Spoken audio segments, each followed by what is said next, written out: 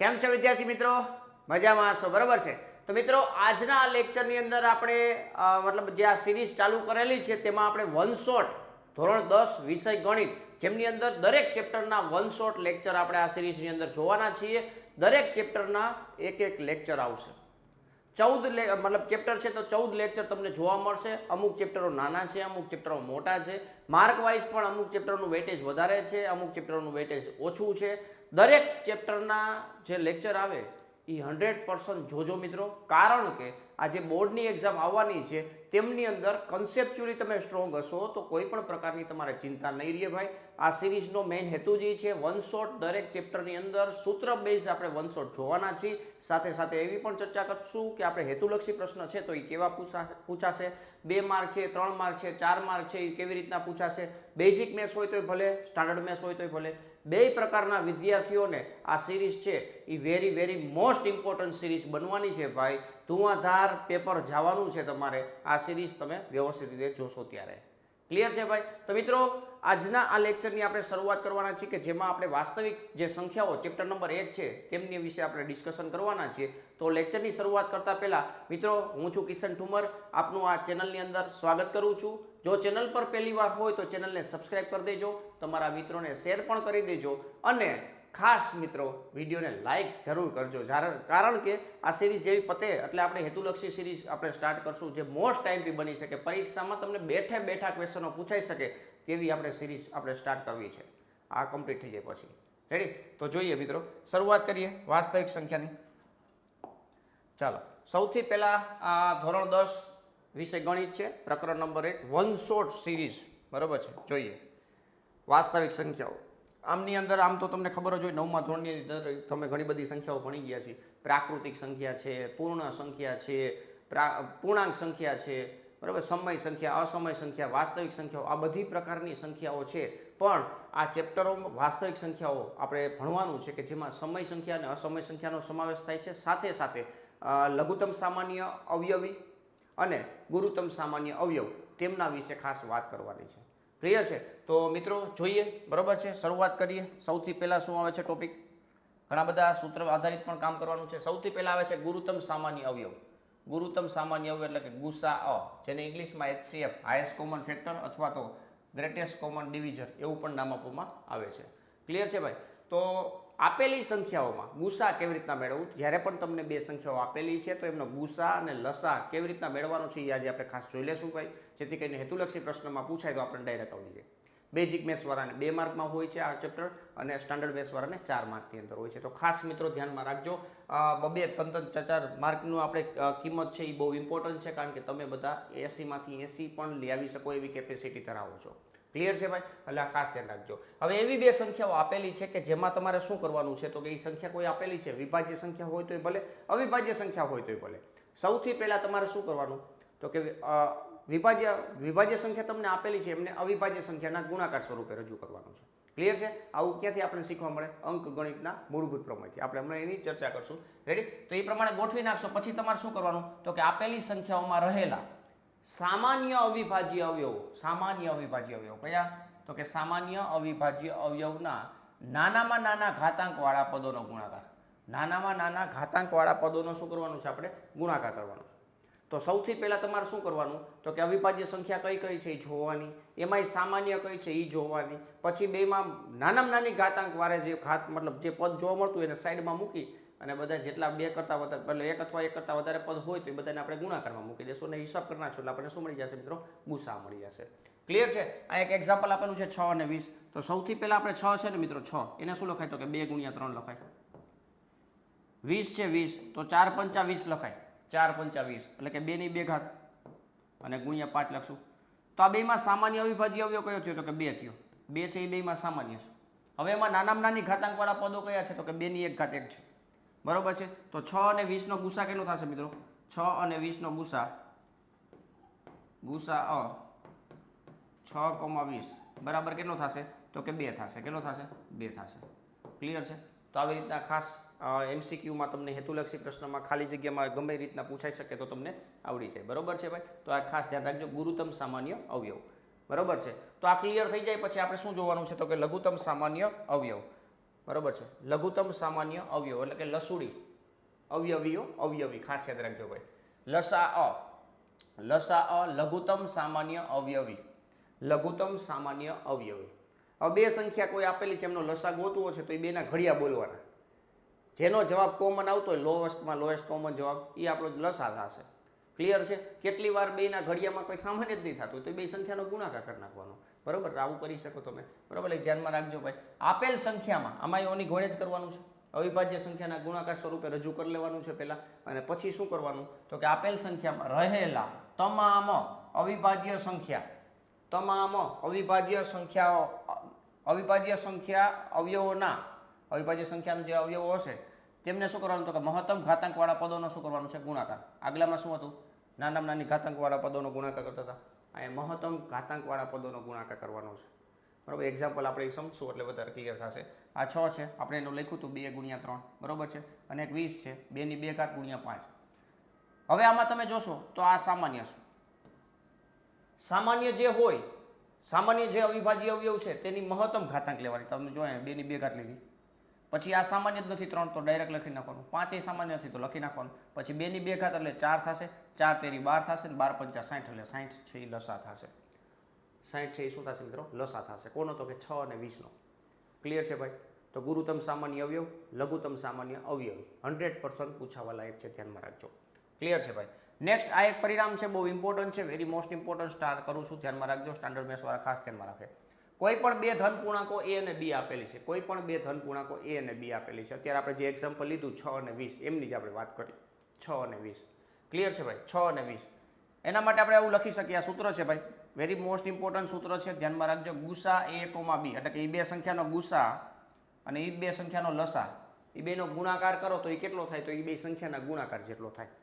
બરોબર છે? હવે ગુરુત્તમ સામાન્ય અવયવ, ધારો કે આપણે a બરાબર છે ને 6 લખી અને b બરાબર 20 લખી. બરોબર, તો ગુરુત્તમ સામાન્ય અવયવ કેટલો મળ્યો, તો કે 2 મળ્યો હતો. 2 મળ્યો હતો. લસા કેટલો મળ્યો હતો, તો કે અહીં તમને જોવા મળે છે 60 મળે છે. આનો તમે ગુણાકાર કરો તો કેટલો થાય મિત્રો, 120 થાય.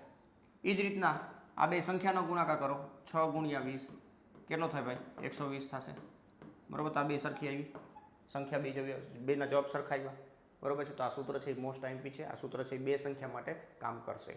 ગુરુત્તમ સામાન્ય અવયવ અને લઘુત્તમ સામાન્ય અવયવ ગુણાકાર કરવાનો, જે બે સંખ્યાનો ગુસા લસા આપેલો છે એમના. ક્લિયર છે? અને એ જ સામે તમારે શું કરવાનું, બે સંખ્યાનો ગુણાકાર કરશો, બે જવાબ સરખા આવશે. આને રિલેટેડ પણ MCQ પૂછાઈ શકે. ગુસા આપે, લસા આપે અને કોઈ એક સંખ્યા આપી દે, પછી તમને કોઈ એક બીજી સંખ્યા પૂછે, અથવા બે સંખ્યા આપી દે, લસા આપી દે, ગુસા પૂછે. બરાબર છે? તો આ વસ્તુ ખાસ ધ્યાન રાખવાની છે. નેક્સ્ટ આ એક પ્રમેય છે, અંકગણિતનું મૂળભૂત પ્રમેય. તો એ પણ તમારે શીખવું જરૂરી છે, તમને ખબર પડવી જોઈએ. પણ એની પહેલાં તમને કહી દઉં કે ગુસા અને લસા છે ને, એ તમને ખાસ અવિભાજ્ય સંખ્યાઓ માટે પૂછતા હોય છે ડાયરેક્ટલી.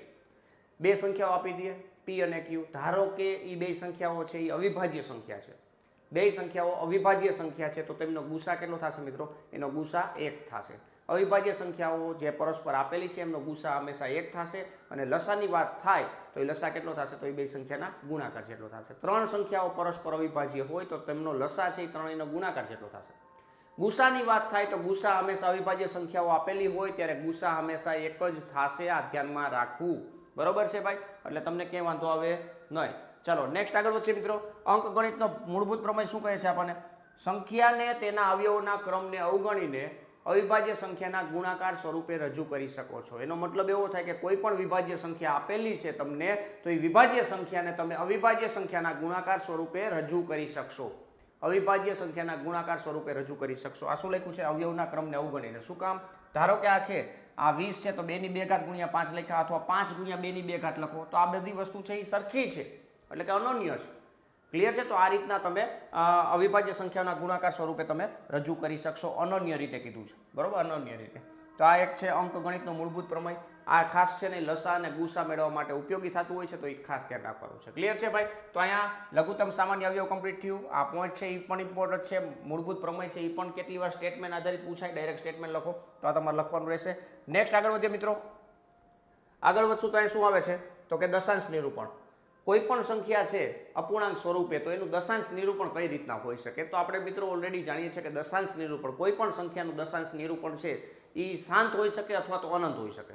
બે પ્રકારના દશાંશ નિરૂપણ હોય છે, શાંત અને અનંત. બરાબર છે, શાંત અને અનંત. હવે અનંત હોય તો એની અંદર બે ફાટા પડશે, એક આવૃત અને એક અનાવૃત. બરાબર છે, તો આ ખાસ યાદ રાખવાનું છે મિત્રો. ડાયરેક્ટલી તમને આ રીતના પૂછી શકે છે, આવૃત અને અનાવૃત. આવૃત જ્યારે હશે ત્યારે એ સમય સંખ્યા કહેવાશે અને અનાવૃત હશે ત્યારે એને આપણે અસમય સંખ્યા કહેશું. શું કહેશું મિત્રો? અસમય સંખ્યા કહેશું. તો આ ખાસ યાદ રાખજો, સમય સંખ્યા અને અસમય સંખ્યાને ઓળખવા માટે દશાંશ નિરૂપણ છે એ ઇમ્પોર્ટન્ટ છે, એટલે એ પણ ધ્યાનમાં રાખવું. બરાબર, આપણે ડિટેલમાં જોઈએ હવે. તો અહીંયા મિત્રો સૌથી પહેલા તમને શાંત દશાંશ નિરૂપણ આપેલું છે. શાંત દશાંશ નિરૂપણ કોને કહેવાય? તો કે પોઈન્ટ પછી ગણી શકાય તેટલા અંકો આપેલા હોય તો તેમને આપણે શાંત દશાંશ નિરૂપણ કર્યું એવું કહી શકાય. 0.5 છે, 0.25 છે, 9.875 છે. તો આ બધા છે એ શું છે મિત્રો? દશાંશ નિરૂપણ છે પણ શાંત છે. ક્લિયર છે? હવે અનંતના બે પોઈન્ટ છે, તમે જોઈ શકો છો. અનંત આવૃત અને અનંત અનાવૃત. અનંત આવૃત દશાંશ નિરૂપણ કેવું હોય તો કે પોઈન્ટ પછીના જે અંક છે ને એમાં કંઈક પુનરાવર્તન થતું હશે, કોઈ પેટર્ન છે એ પુનરાવર્તન થતી હશે. પેટર્ન પુનરાવર્તન થાય એટલે સમજી લેવાનું કે અહીંયા દશાંશ નિરૂપણ છે એ અનંત અને આવૃત છે. પોઈન્ટ પછી પાછું ડોટ કરેલું હોવું જોઈએ. બરાબર, મતલબ અમુક અંકો લખીએ ને પછી ડોટ લખેલું હોય. અથવા આવી રીતના 12 થી પણ આપેલું હોય. 3.23 નો 12, 23 નો 12 છે, મતલબ 23 છે એ અનંત સુધી રિપીટ થાય છે. 23 નું છે એ શું થાય છે મિત્રો? પુનરાવર્તન થાય છે. ક્લિયર છે? તો એ રીતના તમે જોઈ શકો છો. એટલે શું થઈ ગયું મિત્રો? આવૃત થઈ ગયું. નેક્સ્ટ અનંત અનાવૃત દશાંશ સ્વરૂપ કેવું હોય તો કે પોઈન્ટ પછીના અંક છે એ ગણી તો ન જ શકાય એટલે અનંત કહેવાય, પણ અનાવૃત હશે. કોઈ પેટર્ન છે એ પુનરાવર્તન થતી નહીં હોય. તમે જોઈ શકો છો 01, 001, 001. તો આ રીતના દશાંશ નિરૂપણ આપેલું છે. એનો મતલબ એવો થશે કે આ અનંત અને અનાવૃત છે. ક્લિયર છે ભાઈ? તો એને આપણે અસમય સંખ્યા તરીકે દર્શાવશું. જો આ બે પોઈન્ટમાં લખ્યું છે. સમય સંખ્યાનું દશાંશ સ્વરૂપ છે એ હંમેશા કેવું છે? શાંત અથવા તો અનંત અને આવૃત. શાંત અથવા તો અનંત અને આવૃત થશે. અને અસમય સંખ્યાનું દશાંશ સ્વરૂપ કેવું હશે તો કે અનંત અને અનાવૃત હશે. અનંત તો હશે પણ સાથે સાથે અનાવૃત પણ હશે. ક્લિયર છે? તો એ વસ્તુ ધ્યાનમાં રાખવાની. હવે સમય સંખ્યા અને અસમય સંખ્યા કોને કહેવાય? તો કે પીના છેદમાં ક્યુ સ્વરૂપમાં તમે દર્શાવી શકો જ્યારે છેદ 0 ના હોય ત્યારે તેવા પ્રકારની સંખ્યાને આપણે સમય સંખ્યા કહીએ છીએ. એક MCQ તમને જોવા મળશે, ખરા ખોટામાં પણ હોઈ શકે છે. હમણાં લાસ્ટમાં તમને એક ક્વેશ્ચન આપીશ, કમેન્ટની અંદર આન્સર આપવાનો છે. દશાંશ નિરૂપણ પછી આપણે દશાંશ નિરૂપણ ઉપરથી સમય સંખ્યા ઓળખી શકો અસમય છે, પણ પીના છેદમાં ક્યુ સ્વરૂપે દર્શાવેલું હશે તો આપણે એને સમય સંખ્યા કહેશું. પીના છેદમાં ક્યુ સ્વરૂપે નથી દર્શાવેલું તો તેને આપણે અસમય સંખ્યા કહેશું. તો આ પોઈન્ટ લખેલું છે પીના છેદમાં ક્યુ સ્વરૂપમાં લખી શકાય તો તેવી સંખ્યાને આપણે સમય સંખ્યા કહેશું. પી પૂર્ણાંક છે, ક્યુ પણ પૂર્ણાંક છે, પણ કેવો છે? શૂન્યતર પૂર્ણાંક છે. ખાસ યાદ રાખવાનું. છેદ 0 હોય તો ના ચાલે, અવ્યાખ્યાયિત થઈ જાય. પીના છેદમાં ક્યુ સ્વરૂપમાં ન લખી શકાય તો તેવી સંખ્યાને આપણે અસમય સંખ્યાઓ કહેશું. બરાબર છે? અહીંયા પણ પી અને ક્યુ છે એ પૂર્ણાંક સંખ્યા છે, પણ ક્યુ છે એ કેવી છે તો કે શૂન્યતર સંખ્યા છે. કેવી છે? શૂન્યતર સંખ્યા છે. ક્લિયર છે ભાઈ? તો આ એક પોઈન્ટ થોડાક ધ્યાનમાં રાખવાના છે કે તમને સમય અને અસમય સંખ્યા વિશે ડિટેલમાં ખબર પડી જાય. ક્લિયર છે? નેક્સ્ટ આનો ક્વેશ્ચન છે તમારે મતલબ આન્સરની અંદર આપવાનો છે, જે આપણે આગળ જોવાનું છે. આ પાઈ કેવી સંખ્યા છે અને 22/7 કેવી સંખ્યા છે? આનો આન્સર છે કમેન્ટની અંદર આપવાનો છે. કમેન્ટની અંદર આન્સર આપશો એટલે હું તમને પછી રિપ્લાય આપી દઈશ કે આનો આન્સર સાચો છે ખોટો છે. ક્લિયર છે? કારણ કે આ વેરી મોસ્ટ ટાઈમ છે, વારંવાર પરીક્ષામાં પૂછાયેલો ક્વેશ્ચન છે ભાઈ. રેડી? એટલે આ ધ્યાનમાં રાખજો. આને કમેન્ટ આપી દેવી. બરોબર છે? નેક્સ્ટ આગળ શું આવે છે જોઈએ. આગળ તમે જોશો તો દશાંશ નિરૂપણ પાછું રિપીટ થાય છે, પણ આ બે પોઈન્ટ છે ઇમ્પોર્ટન્ટ છે. આ બે પોઈન્ટ ઇમ્પોર્ટન્ટ છે, ખાસ ધ્યાનમાં રાખજો. બરોબર છે? બાકી બધું રિપીટેશન છે, તમને સમજાય એટલા માટે આ રાખેલું છે. સમય અને અસમય સંખ્યાનો સરવાળો અને તફાવત છે એ હંમેશા અસમય સંખ્યા થશે. સરવાળો બાદબાકી હોય, ગુણાકાર હોય કે ભાગાકાર હોય, એ શેમાં જનરેટ કરશે? અસમય સંખ્યામાં. બરોબર છે? સમય અને અસમય સંખ્યાનો સરવાળો કે તફાવત હંમેશા અસમય થશે. એ જ રીતના શૂન્યતર, સમય અને અસમય સંખ્યાઓ. શૂન્યતર એટલા માટે લખવું પડે કારણ કે ભાગાકાર સ્વરૂપે તમે લખો તો ક્યાંથી ચાલશે ભાઈ? સમય સંખ્યા ભાગાકાર સ્વરૂપે તમે લ્યો અને એ 0 લ્યો તો ના ચાલે. ક્લિયર છે ભાઈ? તો શૂન્યતર, સમય અને અસમય સંખ્યાઓના ગુણાકાર અને ભાગાકાર પણ કેવા થશે મિત્રો? અસમય સંખ્યા થશે. ક્લિયર છે? આને રિલેટેડ ધ્યાનમાં રાખવાનું. ધારો કે એક એક્ઝામ્પલ લઈ 2 + √3. બરોબર? સરવાળામાં લખ્યું છે તો આ 2 કેવી સંખ્યા છે મિત્રો? સમય છે. અને આ કેવી છે? અસમય છે. વર્ગમૂળની અંદર અવિભાજ્ય સંખ્યા હોય તો એને આપણે અસમય સંખ્યા કહીએ છીએ. ક્લિયર છે? તો આ જે સરવાળો છે એ આખો જનરેટ થશે કેવો થશે મિત્રો? અસમય થશે. બરોબર? બાદબાકી લ્યો, ગુણાકાર લ્યો, ભાગાકાર લેશો. બરોબર? તો આ બધું શું થશે મિત્રો? અસમય સંખ્યા ક્લિયર થશે. બરોબર છે? તો એ ધ્યાનમાં રાખવું. રેડી? ચાલો નેક્સ્ટ આગળ જોઈએ. તો નેક્સ્ટ અહીંયા આપણું લેક્ચર પૂર્ણ થાય છે. તો મિત્રો લેક્ચરની અંદર ખાસ જે આપણે જોયું છે એ ફોર્મ્યુલા બેઝ આખું ચેપ્ટર રિવાઇઝ થઈ જાય ઝડપથી, એટલા માટે આપણે આ સિરીઝ સ્ટાર્ટ કરેલી છે. વન શોટ સિરીઝ છે અને આખા ચેપ્ટરનો સારાંશ તમને આપી દેશે કે એકેય પોઈન્ટ તમને બાકી નહીં રહે. બરાબર છે. આગળ જેમ જેમ વેઇટેજવાળા ચેપ્ટરો આવશે એમ તમને બહુ જ મજા આવશે. ક્લિયર છે. આ ચેપ્ટરની અંદર કદાચ વેઇટેજ ના હોય એટલે આપણે કદાચ નોર્મલી આ ચેપ્ટરને લેતા હોય, પણ જે ટોપર વિદ્યાર્થીઓ છે એમને એક ચેપ્ટર કિંમતી છે એટલે ખાસ ધ્યાનમાં રાખવાનું છે. ક્લિયર છે મિત્રો? તો આજનો લેક્ચર અહીંયા પૂર્ણ કરશું, પણ હજી પણ તમે જો લાઇક કરવાનું બાકી રાખ્યું તો લાઇક કરી દેજો, તમારા મિત્રોને પણ શેર કરી દેજો, અને પાછા આપણે નવા લેક્ચર સાથે જ્યારે ભેગા થશું ત્યારે આપણે આગળ ડિટેલમાં નવા ચેપ્ટરની ચર્ચા કરશું. ક્લિયર છે ભાઈ? તો આજનો લેક્ચર અહીંયા પૂર્ણ કરીએ છીએ. મળીએ નેક્સ્ટ લેક્ચરમાં. Thank you. જય હિન્દ.